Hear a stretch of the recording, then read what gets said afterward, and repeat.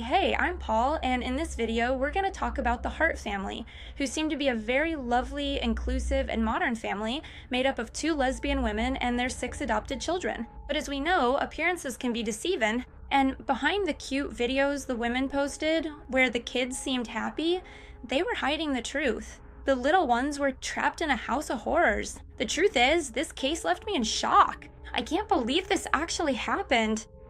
I hope you find the video informative, so let's get started with all the details. Jennifer and Sarah met in college in South Dakota, and from their very first interaction, they felt a strong connection. They had a lot in common. For example, their families were similar. Both were the oldest sisters, and they also felt a lot of responsibility from their families because they were in charge of taking care of their younger siblings. On top of that, they lived in a very conservative area. They had almost perfect grades, and both wanted to become teachers. And that's how they met in 1999, in their college classroom. Having so much in common brought them very close together. They became best friends and soon started dating, but they kept their romantic relationship a secret, since it was the 90s, and being part of the LGBTQ+ community wasn't very accepted. No one suspected their relationship. People just assumed they were best friends. After a few semesters, Jennifer decided to drop out of college because she realized that being a teacher wasn't for her. Meanwhile, Sarah finished her studies, focusing on special education. After graduation, the couple decided to make their relationship public. They were scared because they knew some of their family members wouldn't accept them, but they didn't want to keep hiding anymore. And fortunately, they cut ties with several of their loved ones, including family members and even some friends, because they didn't accept that they were lesbians. Not long after, Sarah and Jen moved to Alexandria, a city in Minnesota. They both started working at a department store. Sarah stood out at work and was promoted to manager. She is described as a kind, hardworking, balanced, and reserved person. Meanwhile, Jen had a lot of complaints at work because people said she was disrespectful, rude to customers, and lacked patience and tolerance. Even so, their relationship worked well. They balanced each other out and spent all their time together because they lived and worked in the same place. Although they felt like something was missing, they wanted to grow their family and have children, so they decided to adopt. In 2006, they went to Child Services and said they wanted to adopt a child. Since they were young and seemed like a really nice couple, they were able to adopt without any problems. Plus, they weren't looking for anything specific. They just wanted to adopt a child who needed a home. And most couples who want to adopt usually look for something specific, like for example, that the baby is the same race as them, so it looks like their biological child. They also look for a very young child, in their early years of life, or if possible, a newborn, which is why older kids and especially teenagers usually end up staying in these group homes. That was the case with Lee, a 15-year-old teenager whom they adopted, and she would only be with them until she turned 18. When she turned 18, well, the moms could decide whether they wanted to continue with the adoption or not, but their obligation was only until she turned 18. And the first few weeks with Lee were really nice. The couple took her to amusement parks, music events, they had picnics, went camping. But after 6 months, Sarah and Jen started complaining about her a lot. They even made fun of her and mimicked her. They also told their coworkers that she was really gross, that she had no manners, and that she liked to take food out of the trash can and eat it. Their coworkers were really weirded out, and I imagine they thought that if a teenager is taking food out of the trash can, it's not because she's gross, it's because she's hungry, and maybe they weren't feeding her properly. During that time, the couple wanted to adopt more children. They even showed Lee pictures, saying things like, "Look, these could be your new little brothers and sisters. What do you think? Would you like to meet them?" Stuff like that. But just a week later, Sarah and Jen took Lee to a routine therapy appointment. Lee didn't think anything of it, but as soon as she arrived at her appointment, a social worker told her that Sarah and Jen had decided to cancel the adoption and she would no longer be living with them. They abandoned Lee at the group home. They didn't say goodbye to her, they just left her there and never saw her again, without giving her any explanation. I can't imagine how Lee must have felt. It must have been really sad for her, because finally someone adopts her and she thinks she's gonna have a family. They were showing her pictures of her new siblings, and then a week later they abandoned her? How awful. A short time later, in September of that same year, Sarah and Jen adopted 3 siblings, Abigail, who was 2 years old, Hannah, who was 4, and Marcus, who was 7. The social workers said that finding a home for these kids was difficult, and no one had wanted to adopt them because they wanted all three to be adopted together since they were siblings and didn't want to separate them. So, a lot of parents don't want to adopt three kids at the same time because it's a huge responsibility. But Sarah and Jen were happy to do it. They said they loved that the kids were already siblings because that meant they were already a family who loved each other a lot. Jen quit her job to focus on raising the kids. She also started documenting the adoption process and their new family on social media. She posted on Facebook that their first night as a family of 5 was complicated.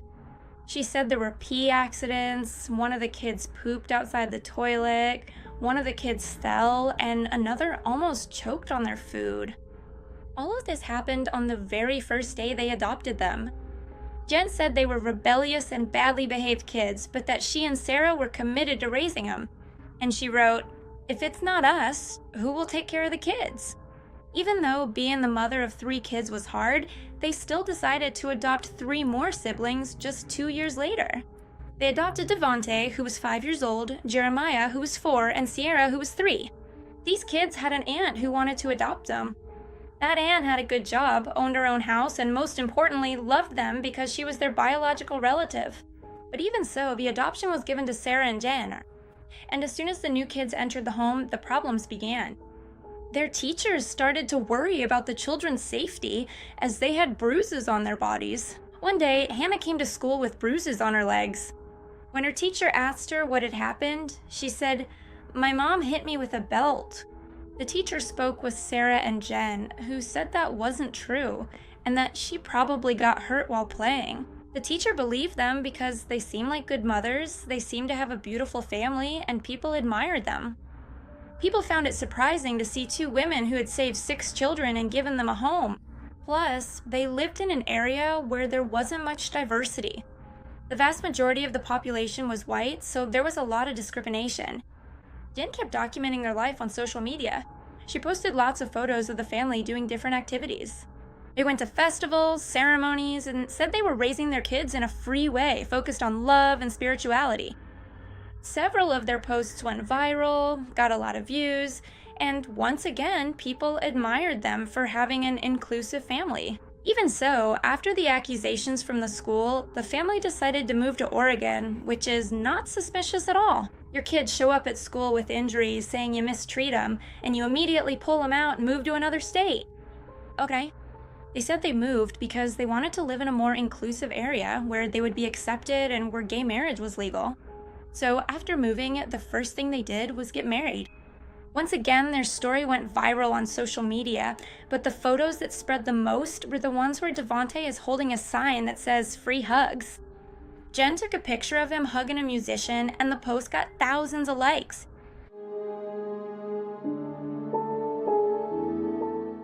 But outside of social media, the kids weren't happy. Again, their teachers noticed that something was wrong. The kids looked scared, had behavioral problems, and bruises on their bodies. One of the kids got in trouble because he was caught stealing lunch or food from his classmates. When the teacher talked to him, he said that his moms didn't feed him. He confessed that he and his siblings were left alone, locked in the house without food, and when they misbehaved, their heads were dunked in cold water. The teacher spoke with Jen about her son's accusations, and Jen denied everything. She said it wasn't true, that the boy was just lying for attention, and asked for forgiveness because he had a lot of behavioral problems since his biological family used to mistreat him. But she promised it wouldn't happen again. Even so, the teacher spoke with school authorities to express her concern.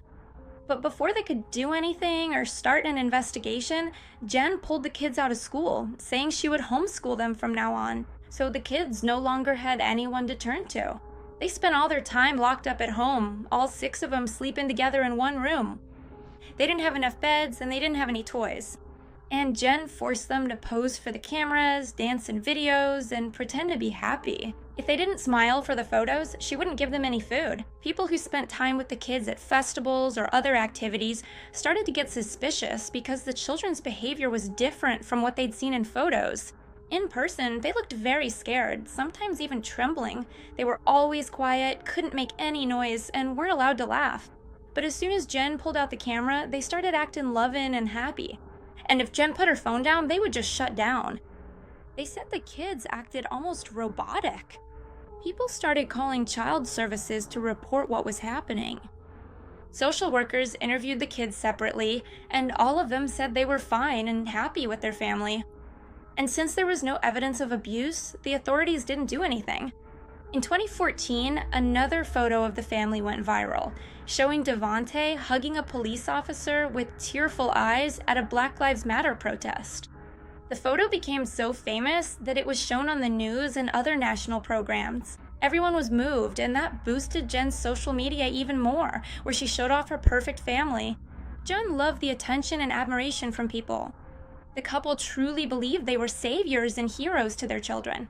They thought they were good people, but as we know, that wasn't the reality for the kids.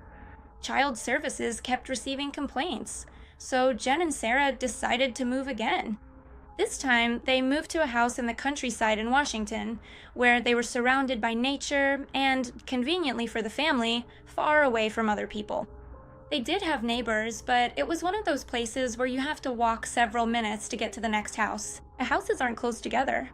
In August 2017, at 1:30 a.m., Hannah, who was already 15 years old, jumped out of the second-story window of the house and ran all the way to the neighbor's house.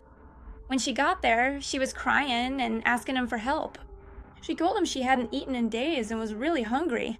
Her neighbors gave her some food, and while she was eating, she cried and begged them, "Please don't make me go back. They're racist and they mistreat us." A few minutes later, Jennifer went to the neighbor's house, where she apologized for waking them up and for Hannah's behavior. She told them that Hannah was adopted and that her biological mother had abused her before, that she used a lot of substances, even when she was pregnant, and was also bipolar. So, for that reason, Hannah behaved that way.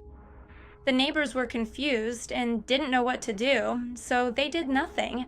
The next morning, Hannah went to her neighbor's house to leave them a note she had written. "Dear Dana and Bruce, I came this morning because I feel really bad for interrupting you and worrying you in the middle of the night. I was very frustrated with my brother, and I didn't handle the situation in a mature way. I'm sorry for telling lies just to get attention. I am working on being more honest and finding better ways to communicate my frustrations. I've been sad because 2 of our kittens passed away recently, so I was really sad and frustrated last night. Thank you for being kind, Hannah." Their neighbors thought the note was strange or suspicious, because that's not the way or language a 15-year-old girl would use. Also, after seeing her the night before crying, desperate, asking for help, and so hungry, they realized the girl had been telling the truth the night before, and she was probably forced to write that note. So the neighbors called child services to report the situation. They mentioned what happened with Hannah, that the kids looked scared, that they had seen them shaking with fear while pretending to smile, and that they weren't being fed. The authorities said they were already working on the case, but in the meantime, the children kept suffering. Devontae also ran away from home, went to his neighbors to ask for food, and begged them not to tell his moms because he would get in trouble. But he asked them to please call the authorities because they were in danger. Their neighbors kept calling the authorities, but they arrived too late. On March 23, 2018, officers showed up at the family's house. They knocked on the door, but no one answered. The authorities came back 3 days later and the same thing happened. They knocked on the door, no one answered, but this time they decided to go in and inspect. When they entered the house, they said everything seemed to be in order, but it wasn't a warm home. There were no family photos, no drawings, no toys. It didn't look like any teenagers or kids lived there. It was a sad house. The dining room had 6 chairs, but they were a family of 8. It was a 3-bedroom house. Sarah and Jennifer slept in one room, in another there was only a single bed, and in the third 2 small couches. No one knows how or where the kids slept. Another strange thing is that the family was vegetarian, and Jen was always posting about it, about how animals were burned and that's why her kids didn't want to eat them. But their fridge was full of meat, and in general it was well stocked. If the kids didn't eat, it wasn't because they didn't have food or money to buy it, but because the moms punished them that way. Upon further inspection, they realized the family had escaped. They found bricks scattered along a wall. Apparently, the family left so quickly and carelessly that they crashed their van. They also discovered that Jennifer and Sarah owed thousands and thousands of dollars. They had a lot of debt. even though they received around $30,000 a year from the government for adopting the kids. Because the kids were in a system called foster care, which is when they do have biological relatives, but maybe their parents are in prison or have health problems, addictions. So another family takes them in, and the government pays that family to take care of them. Maybe this is the real reason why they decided to adopt 6 kids. But the kids grew up and were already teenagers. Marquis was 19 years old, so they no longer received money for him, and the others were close to becoming adults. Sarah and Jen knew that soon their income would decrease. Maybe it was a combination of financial pressure, debts, and the various complaints they had received, but the family decided to run away. Or rather, they forced the kids to run away. Jen and Sarah forced the kids to get into the van right away. They told them they were going on a trip. And this was something the family did very often. They were used to going on road trips, to going camping, but this time they had a bad feeling. They saw Sarah and Jen looking worried. They weren't allowed to pack much and were rushed. Jen drove to California, where they stopped at stores to buy food. But the kids don't appear on the security cameras. They weren't allowed to get out of the van. On March 25th, Sarah goes into a Walmart where she buys a large bottle of Benadryl, a medication used for allergies that can cause drowsiness and dizziness. She also bought different ingredients to make sandwiches for the kids, and inside those sandwiches, she put the Benadryl. Marquis, who was 19 years old, received a dose of about 20 pills. Jen bought some beers and was drinking them while driving, and this wasn't something she usually did. In fact, she hardly ever drank alcohol. Even so, she drank 5 beers. The kids were in the back of the van, half unconscious from the medication, and Sarah was sitting in the passenger seat searching for some very suspicious things on the internet. This is her internet search history. How much Benadryl does it take to end the life of a 130-pound woman? How long does it take for someone to drown? How long does it take for someone to die from hypothermia? Is dying hurt? Sarah took 42 Benadryl pills. They drove to a cliff near the coast of Westport, California. They stopped the SUV for a few minutes, waiting for other cars to pass, and with the kids in the back, half unconscious and without seatbelts, Jen pressed her foot on the gas and sped the SUV off the cliff into the ocean with the whole family inside. At 4:15 p.m., authorities were alerted about the accident, but it was already too late. Inside the SUV, 5 bodies were found: Sarah, Jennifer, Abigail, Jeremiah, and Marquis. Autopsies revealed that they died instantly from trauma at the moment of impact. The story became huge. Everyone was in shock when they discovered what Sarah and Jen had done. They also held out hope of finding the 3 missing children alive. But 2 weeks later, Sierra's body was found floating near the site of the accident. 2 months later, a foot was found that was identified as belonging to Hannah, and to this day, Devontae has not been found, but he was issued a death certificate because it is unlikely he survived the crash. The SUV's black box proved that it wasn't an accident because Jen sped straight toward the edge of the cliff. She didn't try to stop or turn, it was intentional. In addition, Sarah's internet history was discovered, which also made her plan clear.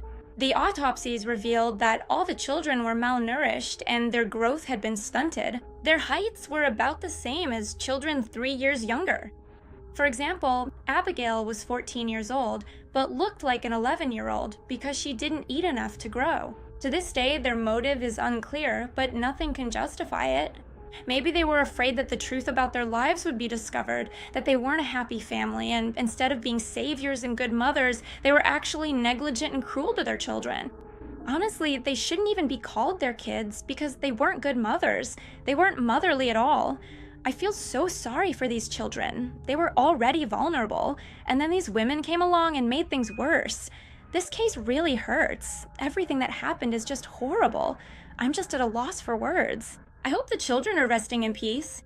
It also makes me so angry because if they had already adopted a girl Lee and then abandoned her, why were they allowed to keep adopting more children? Maybe Lee felt really bad at the time, but honestly, it was the best thing for her because she didn't end up stuck with those monsters who called themselves mothers. It also makes me feel terrible because the kids actually had biological family and their aunt wanted to adopt them, but she wasn't allowed to, and instead this happened. That's all the information about the case. Please leave your thoughts in the comments section because I really love reading what you have to say. Tell me what you thought about the whole case, what your opinion is about what happened. If you have suggestions for new cases, I'd really appreciate it if you shared them, and any comment you want to leave is welcome. Seriously, they make me so happy. I feel so much support. Thank you so much to everyone who always comments. And also thanks to the little ghost viewers who just started commenting. I think that's really sweet too. If you liked the video and want to see more, please give it a like, and if you haven't subscribed yet, you should subscribe and turn on notifications so you're alerted whenever I upload. I have a second channel called Paula Minerva Vlogs where I do vlogs, and right now we're doing Vlogmas, which means videos every day, so I'd really appreciate it if you go and subscribe and watch them if you're interested in my daily life. We're really close over there, like we're best friends. I also make very different content on my Instagram, focused on outfits and fashion, so if you're into those topics, I'd really appreciate it if you go follow me there too. A huge thank you as well to everyone who shares my videos and their stories. It makes me feel so happy. I love you so much, and I'll see you in the next video. Bye!